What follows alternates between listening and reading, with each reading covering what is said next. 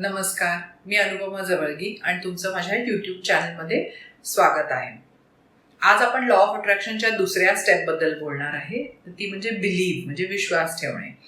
तर आता मी आधी एक म्हणेन की तुम्ही जर का पहिला व्हिडिओ बघितला नसला लॉ ऑफ अट्रॅक्शनच्या पहिल्या स्टेपचा, जो आस्क आहे, म्हणजे तुमची काय लिस्ट आहे ती युनिव्हर्सला सांगणे, तुम्हाला काय हवे आयुष्याकडनं, काय तुमचे गोल्स आहे, तर तो तुम्ही जर कोणा व्हिडिओ बघितला नसेल तर प्लीज आधी मी लिंक देते आहे, तर तो व्हिडिओ आधी बघून घ्या आणि मग हा व्हिडिओ बघा. तर आता आपण दुसऱ्या स्टेपकडे वळतोय लॉ ऑफ अट्रॅक्शनचा. तर त्याच्यामध्ये मी पहिल्यांदा एक कोट शेअर करीन. नेपोलियन हिल म्हणून एक फेमस लेखक होते अमेरिकेतले आणि प्लस ह्या सेल्फ डेव्हलपमेंट मुवमेंटचे एक पायोनियर आहेत ते. तर त्यांचा असा कोट आहे की what ever your mind can believe, what ever your mind can conceive and believe it can achieve. म्हणजे आपला हा मेंदू एक असा इन्स्ट्रुमेंट आहे आपल्याकडे की त्याला आपण जे सांगू आणि त्याचा जो विश्वास बसेल, त्याच्यावर आपला जर का विश्वास असला की हे होणार आहे, तर मग आपण काहीही घडवून आणू शकतो. तर आधी सायंटिस्टना काय वाटायचं की मेंदू कसा रिस्पॉन्ड करतो, म्हणजे आपण मनुष्य प्राणी कसा रिस्पॉन्ड करतो, तर भोवतालच्या ज्या गोष्टी चाललेल्या आहेत त्याच्या स्टिम्युलसमुळे आपला ब्रेन मध्ये त्या गोष्टी आपण त्याच्या तसं रिस्पॉन्ड करतो. पण आता सायंटिस्टना असं लक्षात यायला लागलेलं आहे की आपण जे आधीचे आपले जे आयुष्यातले प्रसंग आहेत त्याच्यावरनं आपण जे काही निष्कर्ष काढलेले आहेत की असं पुढे असं घडणार आहे, त्याच्या जे आपल्या ब्रेनचे जे निष्कर्ष असतात त्याच्यावरनं आपलं आयुष्य घडत जात आहे. तर मी तुम्हाला आता एक उदाहरण देते. तर टेक्सासमध्ये डॉक्टरांना आर्थ्रोस्कोपिक गुडघ्याची सर्जरी ह्याचे रिझल्ट बघायचे होते. तर त्यांनी काय केलं की पेशंट्सना 3 ग्रुपमध्ये डिवाइड केलं. तर म्हणजे खूप सुजलेले, दुखत असलेले सगळ्यांचे गुडघे होते आणि मग त्यांनी पहिल्या ग्रुपला त्या गुडघ्याला फक्त वॉश म्हणजे करायचा प्रोसिजर केला, गुडघ्याचा जॉईंट. दुसऱ्याला स्क्रेप केला, म्हणजे ते खरडून आर्थ्रोस्कोपिकली खरडून काढला. आणि तिसऱ्या ग्रुपचे जे पेशंट होते त्यांना काहीच केलं नाही. ठीक आहे, पण काहीच केलं नाही म्हणजे काय, त्यांना सर्जरी सारख्या सगळ्या गोष्टी केल्या पण ऍक्च्युली सर्जरी केली नाही. म्हणजे अॅनेस्थेशिया दिला, 3 भोकं मारली, म्हणजे ते इन्स्ट्रुमेंट घालण्यासाठी आर्थ्रोस्कोपी सर्जरीला जे सगळ्या पेशंटना केलं ते ह्या लोकांना पण केलं की 3 भोकं मारली, तेवढाच वेळ अॅनेस्थेशिया दिलेला होता. परत त्यांची सगळी रिहॅबिलिटेशन सगळं तसंच्या तसं केलं की जसं काही सर्जरी झालेलीच आहे. आणि त्यांना हे माहिती नव्हतं की आपली सर्जरी झालेली नाही, म्हणजे ही प्रिटेंड सर्जरी ज्यांची झाली आहे की त्यांना हे माहिती नव्हतं नंतर सुद्धा की आपली सर्जरी झालीच नाहीये. तर मग हे 2 वर्षांनी त्यांनी हे सगळ्या पेशंटचा जेव्हा स्टडी केला तेव्हा त्यांच्या लक्षात आलं की ज्या लोकांची सर्जरी झालीच नव्हती, म्हणजे त्यांना नुसतंच ऑपरेशनमध्ये थिएटरमध्ये नेऊन सगळं करून परत आणलेलं होतं, त्यांना सुद्धा त्यांची गुडघेदुखी, त्यांचे सगळे सिम्पटम तेवढेच कमी होते जेवढे ऍक्च्युअल लोकांची सर्जरी झाली होती त्यांचे जितके कमी होते तेवढे. म्हणजे काय होतं की ह्या लोकांचा विश्वास होता की आपली सर्जरी झालेली आहे, सर्जरी झाल्यावर आपलं कसं कसं कमी दुखणार आहे वगैरे, हे सगळं त्यांच्या ब्रेनला माहिती होतं की आता नेक्स्ट ह्या पुढच्या गोष्टी घडणार आहेत. आणि तशा त्या ब्रेनला कळल्यामुळे त्यांनी तसं त्याच्या आयुष्यात गोष्टी घडत गेल्या की आपापच त्यांचं दुखणं कमी झालं. कारण ते एक्सपेक्टन्सी होती की ते असं एक्सपेक्ट करत होते की ह्या गोष्टी आपल्याला आता बरं वाटणार आहे, घडणार आहे, न सर्जरी करता. म्हणून आता सायंटिस्टना लक्षात आलेलं की नुसतं बाहेरच्या गोष्टी नाही, आपल्या ज्या आधीच्या आयुष्यातल्या अनुभवावरनं आपण जे काही कन्क्लुजन असतात आपले की आता ह्याच्यानंतर हे घडतं, ह्याच्यानंतर हे घडतं, ते जी आपली एक एक्सपेक्टन्सी असते की हे असं, ही पुढची पायरी ही आहे, त्याप्रमाणे आपल्या आयुष्यातल्या गोष्टी घडतात. तर म्हणून आपण जेव्हा ती लिस्ट केलेली आहे त्याच्यानंतर हे फार महत्वाचं आहे की त्याच्यावर आपला विश्वास पाहिजे की हे असं घडणार आहे. सो आपण आता असा विचार करायला पाहिजे की मी ती लिस्ट म्हणजे मला जेवढं माहिती त्याच्यापेक्षा एका युनिव्हर्स म्हणजे मोठ्या शक्तीकडे ती लिस्ट माझी सोपवलेली आहे आणि आता ती लिस्टवर काम सुरू झालेलं आहे आणि ते तसं घडणार आहे असं आपण एक्सपेक्टेशन ठेवलं पाहिजे, तरच त्या गोष्टी घडतील. जसं आता आपण सर्जरीच्या बाबतीत बघितलं, कारण हा सेम इफेक्ट प्लासिबो जो म्हणतात तसं पण आहे ना, म्हणजे साधी गोळी दिली, शुगर पिल म्हणतात, सगळ्या रिसर्चमध्ये हे असतो, कुठल्याही गोळीच्या रिसर्चमध्ये. तर तेव्हा तसं देतात तर त्या लोकांना किती फरक पडतो ते बघतात की ज्यांना नुसती साखरेची गोळी दिलेली आहे पण त्यांना वाटतं ते औषध दिलेलं आहे, म्हणजे खऱ्या औषधाचा इफेक्ट त्या अशा प्लासिबो ह्याच्यापेक्षा तरी जास्त असतात तर ती ऍक्च्युली गोळी हे होते, म्हणजे अप्रूव्ह होते. असं ही नॉर्मल पद्धत आहे. सो त्याच्यामध्ये प्लासिबो इफेक्ट हा अगदी नोन आहे सगळीकडे. तर तसंच आहे, तर आपल्यालाही हे एक्सपेक्टेशन ठेवलं पाहिजे की रोजच्या आयुष्यात की आता जी आपली लिस्ट आहे त्याच्यावर काम चालू आहे आणि ते तसं घडणार आहे. तर आता ह्याच्यामध्ये का आपण असा विचार करतो की ते घडणार आहे का नाही, आपल्याला नक्की खात्री नसते की त्या गोष्टी घडणार आहेत. कारण आपल्या मनामध्ये खूप अशा लिमिटिंग बिलीफ असतात. म्हणजे काय की आतापर्यंतचं आयुष्य जसं आपलं घडलेलं आहे त्याच्यावरनं आपण काही आपल्या आयुष्याचे असं घडणार आहेत असं एक फिक्स केलेलं असतं मनामध्ये. मग आता ह्याच्यामध्ये बऱ्याच वेळेला असं होतं, आपण मागच्या वेळेला मी ह्याच्याबद्दल बोलले, पण लोक आपल्याला काय बोलतात तसं जे आपलं प्रोग्रॅमिंग झालेलं आहे की नाही काही एवढं श्रीमंत होणं अवघड आहे, एवढं काही सक्सेस मिळणं अवघड आहे, असं कोणाच्या आयुष्यात घडतं का वगैरे, अशा ज्या काही लिमिटिंग बिलीफ्स आपल्या स्वतःच्या आपल्या आयुष्याच्या अनुभवामुळे किंवा आपल्याला लोकांनी सांगितल्यामुळे जे आपल्या झालेल्या आहेत तर त्या आपल्याला ओव्हरकम करणं गरजेचं आहे. तर त्याच्यामध्ये बऱ्याच वेळेला असं असतं की लोकांना वाटतं की मी एवढं स्मार्ट नाही आहे, मी एवढं वर्दी नाही आहे, म्हणजे आपण आपल्याला हे डिझर्व करत नाही, असं बऱ्याच वेळेला लोकांच्या मनात असतं की एवढा सक्सेस किंवा एवढा हॅपीनेस आपण डिझर्व करत नाही. सो ह्या ज्या डिझर्व करत नाही, वर्दी नाही आहे, लवेबल नाही आहे, म्हणजे आपण एवढं कॅपॅसिटी नाही आहे आपली, ह्या ज्या गोष्टी असतात. किंवा आता आपण हल्ली बऱ्याच लोकांना मी ऐकते म्हणतात की I am not good enough, I am not rich enough, I am not strong enough. म्हणजे हा इनफ नसणे कुठली गोष्ट आपण, ही जी एक भावना मनामध्ये खूप लोकांच्या असते, तर ती एक निगेटिव्ह जी भावना आहे त्यामुळे आपण त्याचे आपल्या आयुष्यात रिझल्ट पण दिसतात आणि ते तसे दिसतात म्हणून आपला अजून तो बिलीफ रिएन्फोर्स होतो की नाही बघा मी म्हणत होते पण तसंच झालं ना, म्हणजे अजून आपण नेगेटिव्हली रिएन्फोर्स करायला लागतो. सो ह्या थोड्या नेगेटिव्ह बिलीफवर काम करणं गरजेचं आहे आणि म्हणूनच मी आधी काही गोष्टी शेअर केलेल्या आहेत व्हिडिओज. जो आय कांट आय वोंट जो व्हिडिओ आहे तो, किंवा मग आय कांटचा आय कॅन कसं करायचं, म्हणजे आपण जे I can't do this, I can't do that, मला हे जमत नाही, मला हे करू शकत नाही, मला येत नाही, अशाच्या गोष्टी आपण स्वतःशी बोलत राहतो आणि मग ते तसं खरं व्हायला लागतं. हे मी सांगितलं आधी पण की ब्रेन असं, म्हणजे ह्याच्यात काही फार मोठं हे नाही, ह्याच्यात सायन्स आहे. तर ब्रेन तसं काम करायला लागतं की नाही हे नाही एक्सपेक्टेडच नाही आहे कोण, तर कशाला मदत करायची अशा दृष्टीनं. सो म्हणून आय कांट. आणि मग तो सगळ्यात महत्त्वाचा म्हणजे मिरर एक्सरसाइज जो आहे की तुमचा सेल्फ कॉन्फिडन्स आणि तुमची वर्दीनेस, तुम्ही लवेबल आहात, तुम्ही हे डिझर्व करता, म्हणजे तुमचा हा हक्क आहे तुम्हाला हे सगळ्या गोष्टी मिळणे, ह्या सगळ्या स्वतःचा हे वाढवण्यासाठी तुम्ही तो मिरर एक्सरसाइज जरूर करा.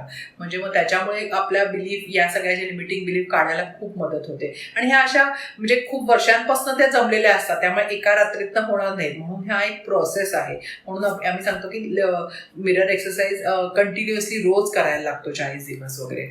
तर म्हणजे जास्त पण करू शकता, पण ऍटलीस्ट मिनिमम काही दिवस करायला लागतो. तर ह्या गोष्टी ते रिइन्फोर्स करण्यासाठी आहेत. सो आता ह्या झालं की थोडं बिलीफवर काम करायला पाहिजे, आधीच्या जुन्या बिलीफ्सवर.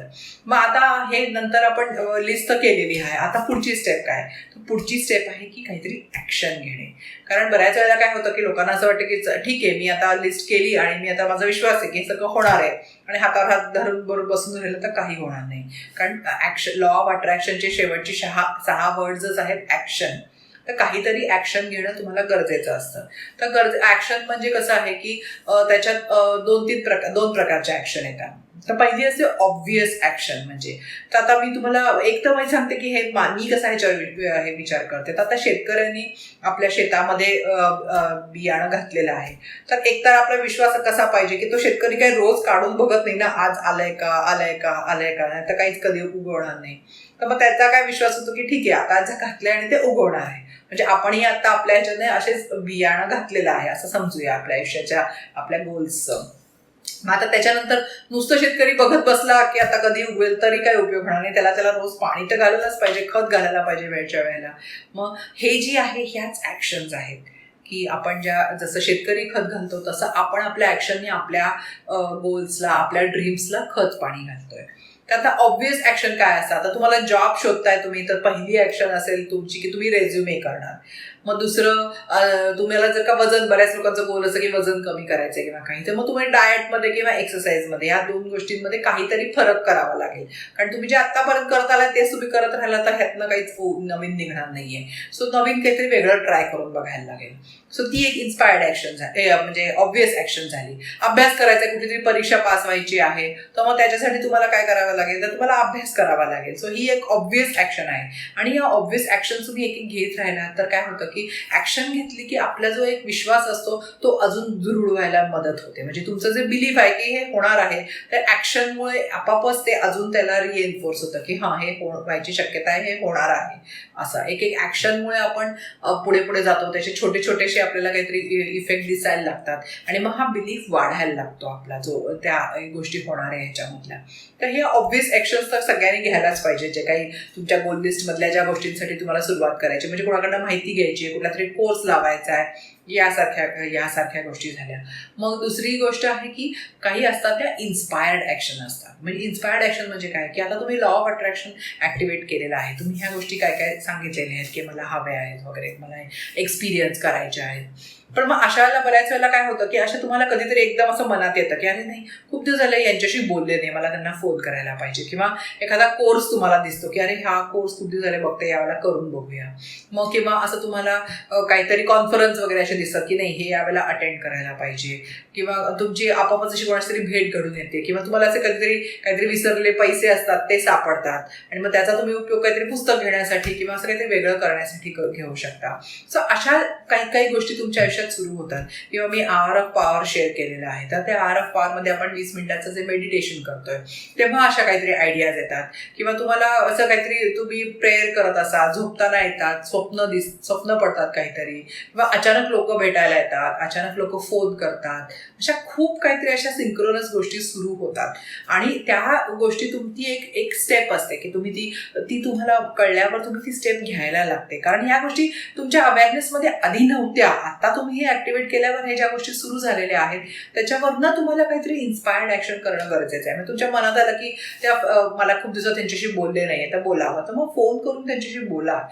यू नेव्हर नो की त्या फोनमधनं पुढची लिंक असेल की तुम्हाला काहीतरी ते सांगतील, त्यांच्या बोलण्यातनं काहीतरी निघेल. किंवा एखादं पुस्तक तुम्हाला अचानक दिसतं, मग ते पुस्तक तुम्ही वाचा, असं इंटरेस्ट वाटतो त्या पुस्तकाबद्दल. दुकानात गेलं तरी अक्षर समोर एकदम एखाद्या पुस्तकाकडे लक्ष जातं आणि मग तुम्ही ते वाचा. किंवा एखाद्या युट्यूबवर अगदी व्हिडिओ असेल की अरे हा हे इंटरेस्टिंग वाटतंय, तर अशा जेव्हा मनात गोष्टी सुरू होतात तेव्हा त्याच्यावर ऍक्ट करा. म्हणजे काय होतं की तुम्हाला तिथे ती ऍक्शन करणं गरजेचं आहे. नुसतं पॉझिटिव्ह थिंकिंगनी ही गोष्ट होणार नाहीये, काहीतरी तुमच्याकडनं पुढची ऍक्शनची गरज आहे.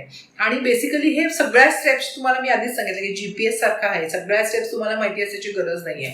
म्हणजे आता तुम्हाला असं वाटलं की एखाद्या मित्राला किंवा मैत्रिणीला किंवा कोणाला तरी कलिगला, जुन्या एक्स कलिगला, एक्स बॉसला कोणाला तरी फोन करावा, तर मग असं नाही विचार करायचा की अरे हा फोन कशाला, त्यांनी मला किती दिवसात फोन केला आणि मला काय पडलं, असं नाही. मे बी इफ तुम्हाला ते काहीतरी इन्क्लिनेशन आलं ना तर त्याच्यावर ऍक्ट करा. त्याच्यातनं काहीतरी पुढचा क्लू मिळेल नाही मिळेल, पण ती ऍक्शन घेणं तिथं नुसते पॉझिटिव्ह थॉटपेक्षा ती ऍक्शन घेणं गरजेचं आहे.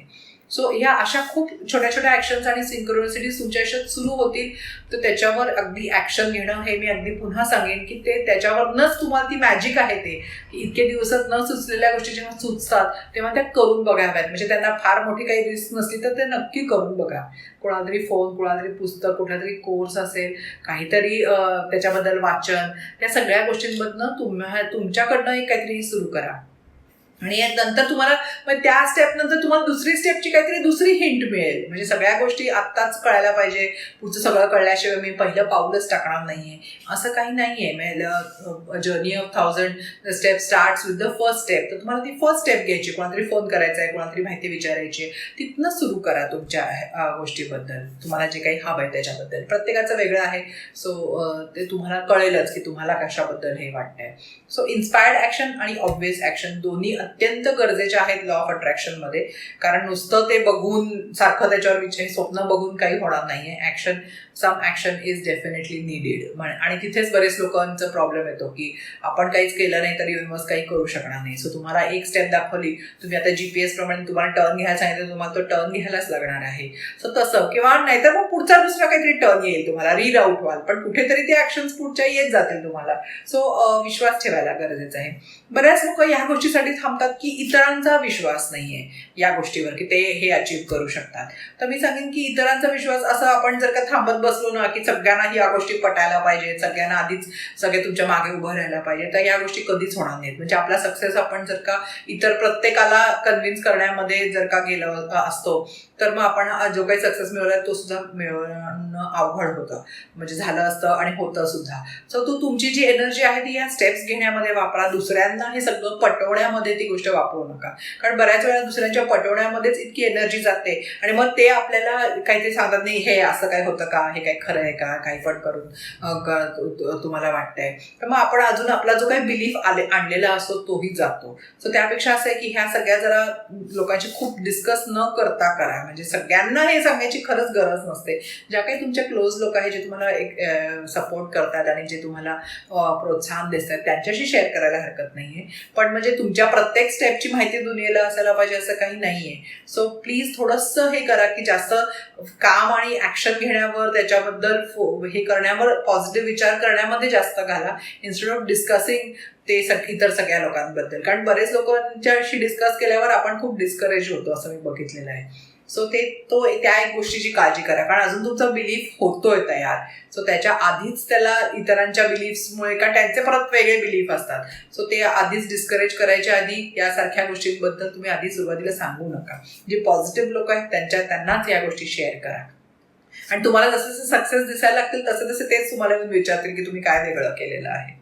मग आता कारण बऱ्याच वेळेला असं होतं की आपल्या मनात इतर लोक काय म्हणतील, ही स्टेप घेतली तर त्यांना काय वाटेल, असं काय. तर डॉक्टर डॅनियल ॲमेन यांचा एक मला कोट आवडतो की when you are 18 you are worried about what everybody else think about you. At 40 you don't care a darn what others are thinking. आणि at 60 years you realize that nobody has been thinking about you all along. म्हणजे प्रत्येक जण आपल्या आयुष्याचा विचार करतं आणि आता तर आपल्याला माहिती की प्रत्येकाचं ब्रेन त्यांच्या एक्सपिरियन्स प्रमाणे विचार करतं. सो त्यांना बिलीव्ह करायचं, त्यांना कन्व्हिन्स करायचं हे करू नका. ते काय विचार करतात ह्याचा तर अजिबात विचार करू नका सुरुवातीला. तुम्ही तुमच्या गोल, तुमच्या ड्रीम्स आणि त्याच्यावर फोकस करा आणि त्याच्यावर पॉझिटिव्ह एक्सपेक्टेशन्स ठेवा. सो आय थिंक आता आपल्या 2 स्टेप झालेल्या आहेत. नेक्स्ट टाइम आपण अजून 3री स्टेप घेणार आहे, जी आहे रिसीव्ह. सो ह्या सगळ्या गोष्टी हळूहळू करायला सुरू करा. कमेंटमध्ये शेअर करा तुमचं काय मत आहे. तुम्हाला व्हिडिओ आवडला तर लाईक करा, सबस्क्राईब करा आणि मग अशाच पुढच्या या जर्नीमध्ये नेक्स्ट स्टेपसाठी भेटूया. थँक्यू. नमस्कार.